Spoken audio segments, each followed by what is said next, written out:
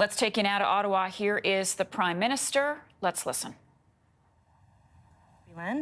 We have the President of the Queen's Privy Council for Canada and Minister of Emergency Preparedness, Bill Blair, the Minister of Public Safety, Marco Mendicino, and the Minister of Justice and Attorney General of Canada, David Lametti. So Prime Minister Trudeau will make a few remarks, and then we will turn to questions. A reminder, it is 20 minutes of questions, 10 in the room and 10 on Zoom. À vous, Monsieur le Premier ministre. Merci beaucoup. Bonjour tout le monde. Hello everyone. Je suis accompagné aujourd'hui de la vice-première ministre. I'm accompanied today by Deputy Prime Minister Freeland and Ministers Lametti, Mendicino, and Blair. Weeks have been incredibly difficult for the people of our capital city, and they've been stressful and disturbing for all Canadians. The situation is not anything anyone wanted, and quite frankly, not anything we'd want to see again.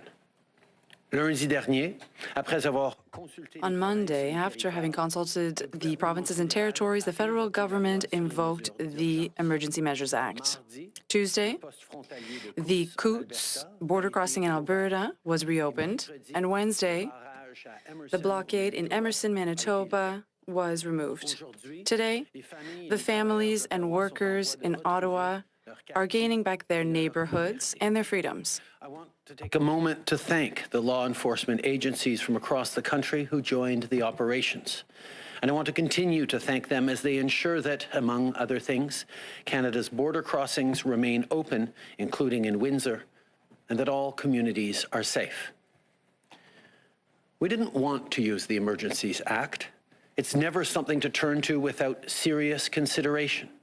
But after weeks of dangerous and unlawful activities, after weeks of people being harassed in their neighborhoods and small businesses forced to close, after billions of dollars were stalled in trade, putting people's jobs and livelihoods at risk, after the National War Memorial was desecrated, after evidence of increased ideologically motivated violent extremism activity across the country, after a flood of misinformation and disinformation washed over Canada, including from foreign sources, after these illegal blockades and occupations received disturbing amounts of foreign funding to destabilize Canada's democracy, it became clear that local and provincial authorities needed more tools to restore order and keep people safe. For the past few days, parliamentarians have been debating the Emergencies Act and will be voting on it tonight. I ask all members of Parliament to take action against illegal blockades and to stand up for public safety and for the freedom of Canadians. Invoking the Emergencies Act has been necessary. Law enforcement agencies relied on it to set up secured areas in downtown Ottawa and at border crossings. It prevented foreign money from continuing to fund illegal blockades, and it's making sure our borders remain open. It has been the responsible thing to do. We now have a choice to make as a society. We can choose to keep reliving these scenes that tear at the values that bind us as Canadians, or we can choose to remember who we are and the best vision of what Canada can be. What we've seen in these past weeks is not the story of this pandemic. The story of this pandemic is one of unity and solidarity. La pandémie, c'est l'histoire des travailleurs. The pandemic is a story about the workers in the health sector who come to work every day, regardless of how tired they are or the difficulties that await them. It's the story of truckers and frontline workers who keep the economy running. It's the story of children and seniors who have remained strong and resilient. We've seen people across the country who have been working together and adapted together to save lives. We've got some of the highest vaccination rates in the world. We've all made sacrifices. And yes, it was difficult. The lives of 36,000 Canadians were taken by COVID-19. These were grandparents, parents, children, friends, and neighbors. But throughout it all, we were there for each other. Through this pain and heartbreak, Canadians answered the call because Canadians are good people. We're among the world leaders in vaccination and health outcomes, as well as in economic recovery and job creation. It took courage. It took resilience. But we did it together. And despite the many challenges that we faced, our democratic institutions remain strong. We don't always agree, and that's okay. In fact, it's not only healthy to have debates in a democracy, it's necessary. Our government will always defend freedom of expression and freedom of peaceful assembly. These values are at the core of our Charter of Rights and Freedoms. They're at the core of who we are as Canadians. In a democracy, you can protest, you can share your opinion at the top of your lungs. You can disagree with elected officials. You can certainly disagree with me. But you can't harass your fellow citizens who disagree with you. You can't hold a city hostage. You can't block a critical trade corridor and deprive people of their jobs. You can't attack journalists for reporting, which is essential to our democracy. What you can do is vote. What you can do is run for office. That's how change happens in a democracy. On est tous fatigués de la pandémie. We're all tired of the pandemic, but that doesn't mean you have the right to participate in illegal blockades or occupations or to put others in danger. And it's unacceptable to attack a journalist because they're doing their work or to intimidate people and get in the way of the freedom of the press. There's no doubt that the last weeks have been trying times, that the last years have been painful, and that there are still challenges to be overcome. But we can't let anger divide us. More than ever, now is the time to work together. It's also the time to reflect on the kind of future we want for our country. There's a lesson for all of us in what happened this month. We don't know when this pandemic is going to finally end, but that doesn't mean we can't start healing as a nation. And it starts with all of us.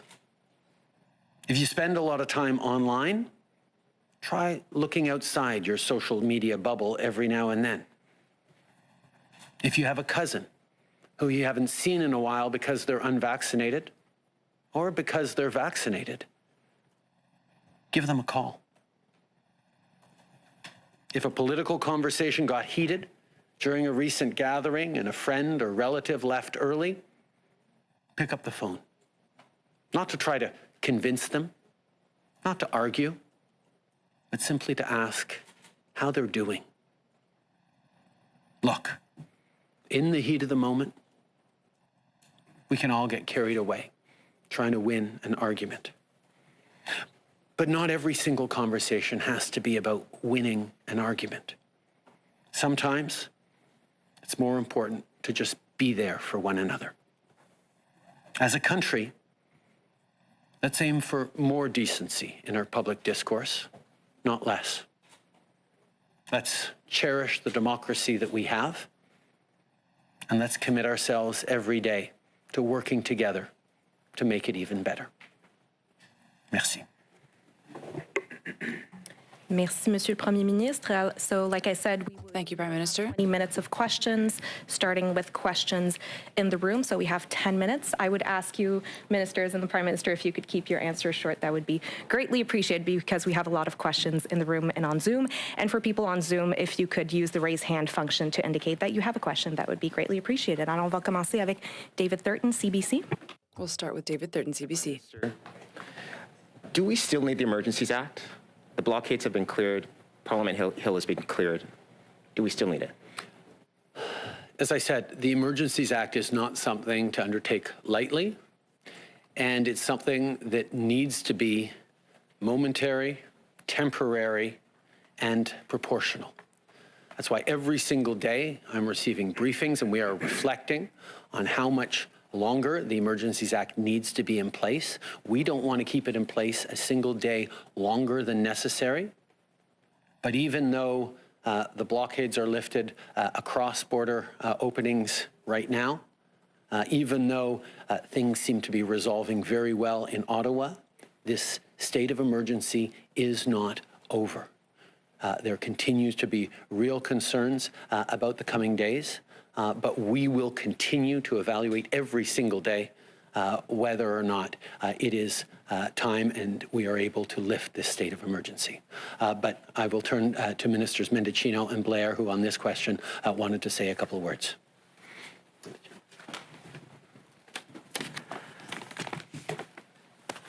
Thank you very much, Prime Minister, and thank you for the question.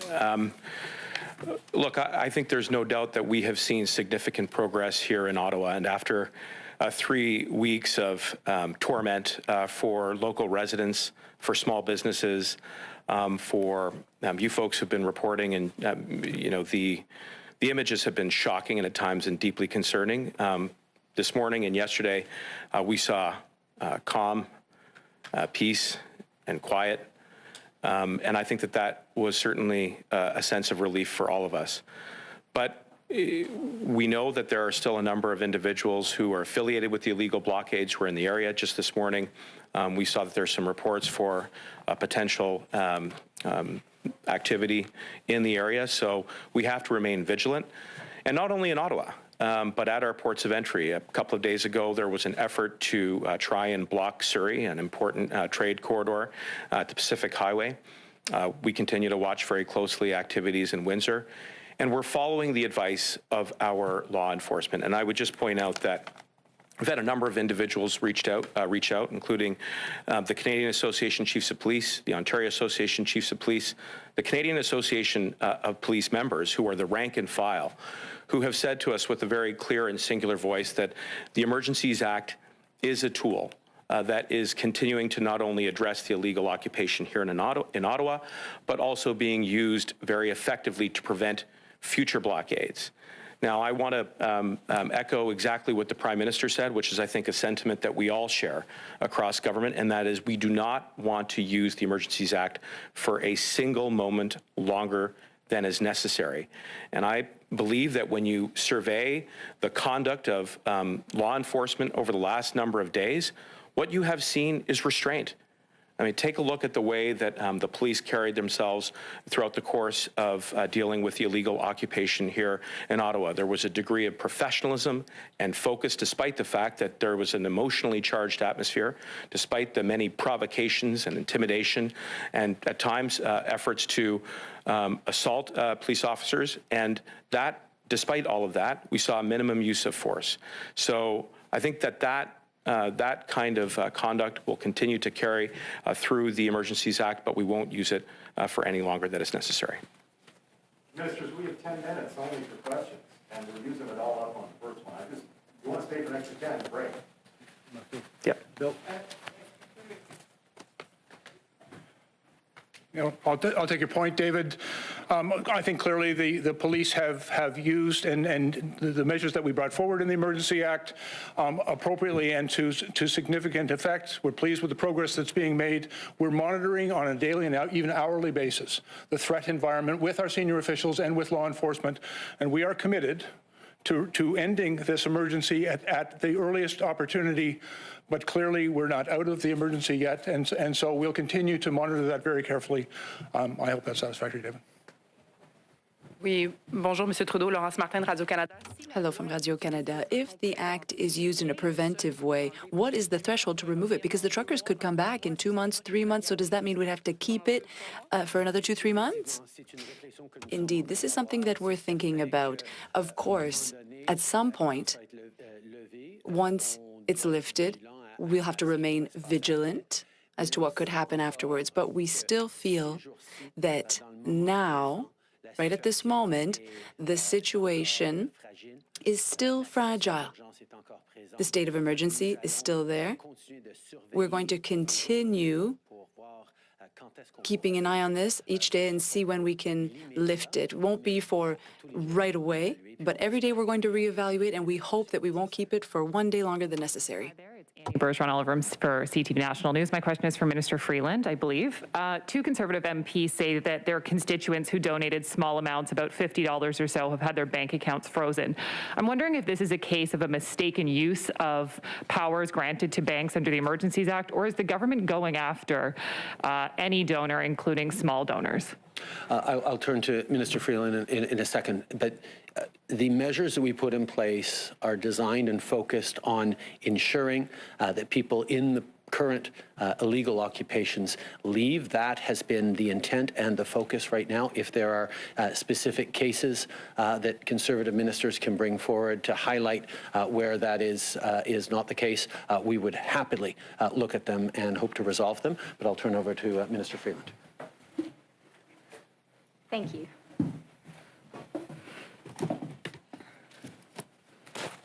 Yeah, thanks for the question. So first of all, just as the Prime Minister said, particularly right now, at a time which is very fraught, it's important for all of us to be very, very careful to get our facts exactly right in each circumstance. And I would urge all of us to take that care in every situation. In terms of the financial measures, the RCMP has given to the financial institutions names of leaders and organizers of the protests and of people whose trucks were part of occupations and blockades. That is the only information, according to the RCMP, that the RCMP has given to financial institutions. I think it's also really important for everyone to be clear, and this speaks to the getting our facts straight point, that these measures applied only as of the 15th of February. That is when financial support of these illegal blockades and occupations began to be sanctioned. And then finally, let me say, for anyone who is concerned that their accounts may have been frozen because of their participation in these illegal blockades and occupation, the way to get your account unfrozen is to stop being part of the blockade and occupation. These measures were put in place to disrupt illegal activity in Canada. And, we were very clear last Monday that we would be following the money, that we would be using financial tools to disrupt illegal blockades and occupations. The focus absolutely has been on leaders and on the vehicles that were such an important part of the illegal blockades and occupations. That has been the only focus of law enforcement. Thank you. Bonjour, Monsieur Trudeau. Question, Mr. Trudeau, I'd like to know, are you going to impose the party line for the vote of this night, and what about a vote of confidence? Answer. First of all, I have a hard time imagining that a parliamentarian who votes no to these measures this evening could imagine that it would be something other than showing confidence and trust in the competency of the government. But I have total confidence that the majority of parliamentarians this evening will vote to protect the rule of law and protect Canadians, their communities, and their freedoms. I can't imagine that anyone who votes no tonight is doing anything other than indicating that they don't trust the government to make incredibly momentous and important decisions at a very difficult time. But like I said, I am confident that the majority of parliamentarians will stand up to support our values, to stand up to support our democracy, and to stand up to support their fellow Canadians. J'ai répondu. David Aiken, Global News. Thank you for taking our questions, and thank you for the kind words about supporting our work. I'd suggest the best way to do that, of course, is take an extended amount of time for questions from journalists. I heard what you said in reply to my friend David Thurton, and I heard the very same similar lines repeated by Minister Mendicino, repeated by Minister Blair. We don't want this to go on for 1 second longer. I really want to press you. Give us a specific power in the Emergencies Act, which is vital right now, that is not present in the provincial emergency orders, in the criminal code, and any other number of statutes that already exist. What specifically is in that act that is so vital right now to protect Canadians? We saw for a number of days and weeks into the blockades that it was extremely difficult to get tow trucks to come and tow big rigs. One of the specific measures is an ability to compel tow truck drivers to come and do their jobs. When the Emergencies Act was brought in, many tow truck companies said, okay, we'll do it, didn't need to be compelled, but there were some companies that needed to be compelled under the Emergencies Act to remove trucks. And we've seen right now that there are trucks holding in places like Arnprior and Embrun and other places that are have indicated a desire or an openness to returning to blockades right now. So that is a power we may well need. The power to designate critical infrastructure like border crossings as not just the actual border crossing itself, which of course is protected under current legislation, but the approaches to border crossings, 15 kilometers up the road from Coots, for example, or the municipal approaches to the Windsor crossing, that require police to be able to designate that as areas where people not just occupying, but indicating a desire to go and occupy that intersection can be turned away. Just in the past days, there was a convoy from Fort McMurray destined for Ottawa that was largely turned away at the Manitoba-Ottawa border based on the laws and the powers in the Emergencies Act. Now, this is not something that we want to imagine continuing indefinitely in Canada. We hope to only keep it in place for a number more days. We will reevaluate every single day. But right now, when the situation is still of people pre-positioning, people being out there indicating that they are ready to blockade, to continue their illegal occupations, to disrupt Canadians' lives, we feel that this measure needs to remain in place while this emergency situation is still in place. And I could give other occasions, but I'll turn to another question instead to try and get as many as possible. Sir Lee Berthiaume, Canadian Press, good to see you. You've said you don't want to keep the Emergencies Act any longer than necessary, but you have also said that you want to make some of the new powers around fundraising platforms, reporting to FinTrack, permanent. I'm wondering what other powers you're looking at making permanent, what other changes after this crisis have passed. One of the things that is important and right about the use of the Emergencies Act is there are already many mechanisms around review and oversight, whether it's a parliamentary committee, whether it's an inquiry afterwards, whether it's a need for openness and transparency, whether it's even court cases that are coming forward to challenge it. All those are part of the checks and balances that make sure that these actions we took are the right ones, which we know they are.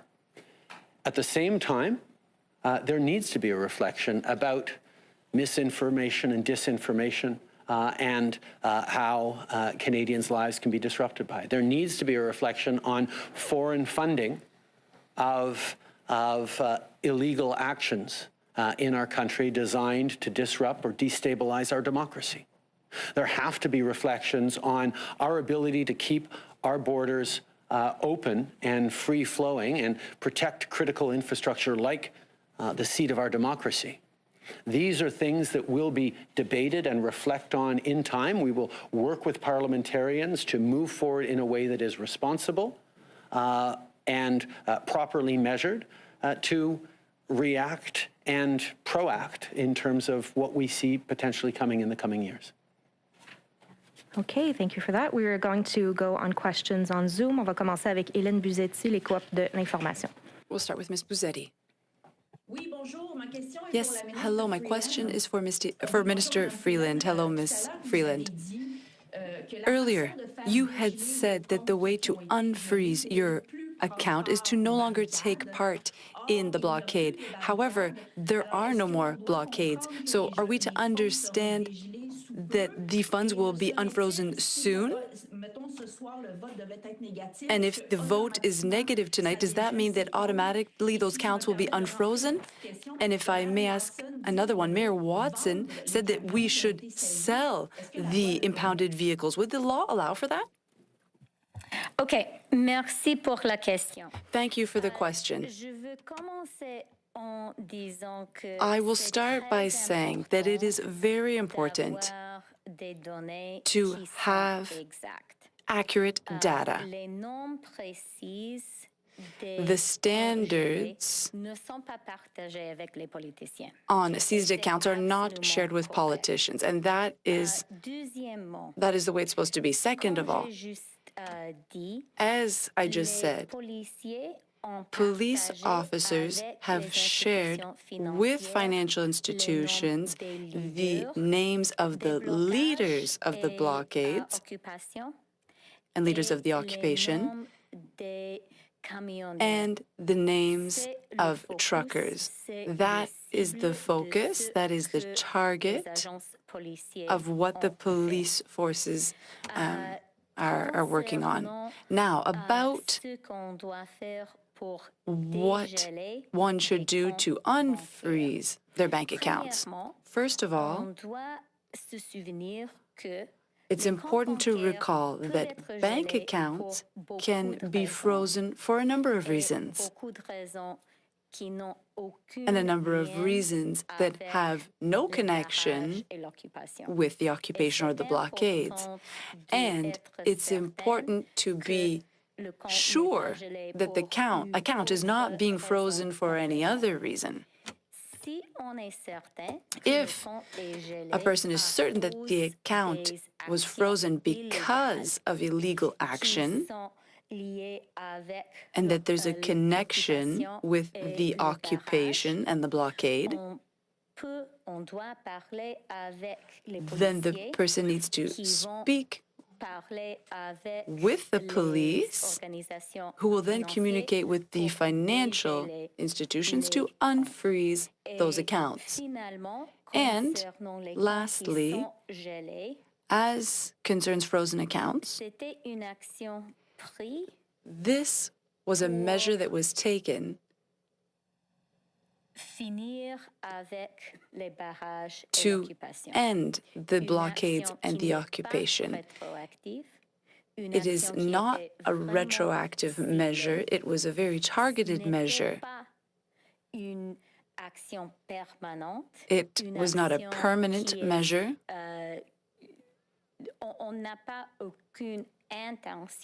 We have no intention nor the right to take people's money. This was really a way to end the illegal blockades and occupation.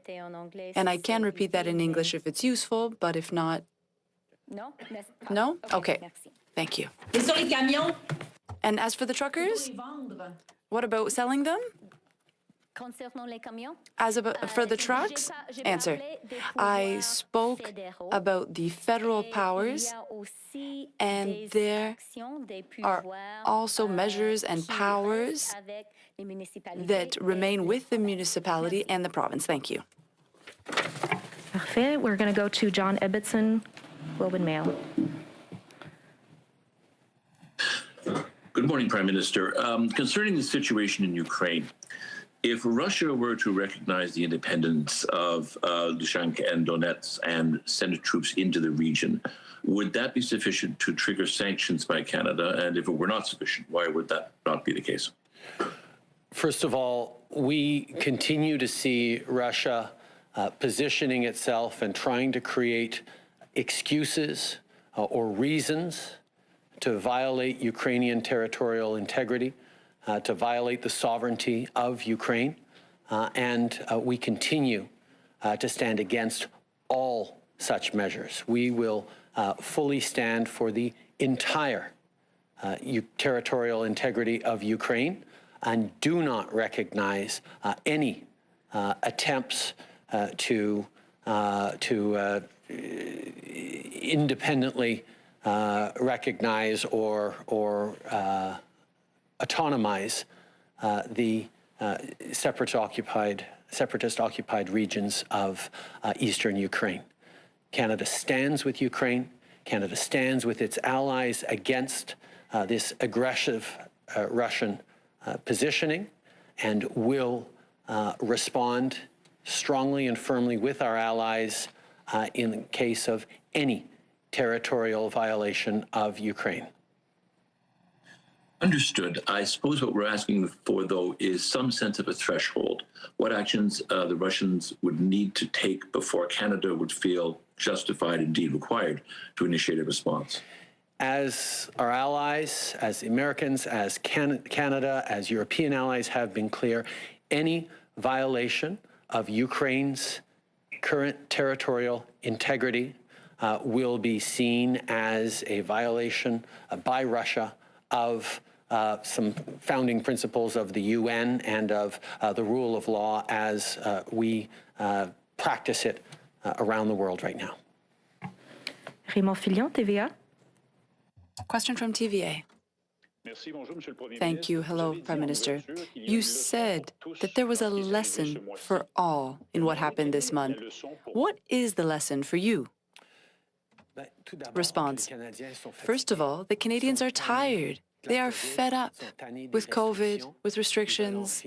They want them to be over.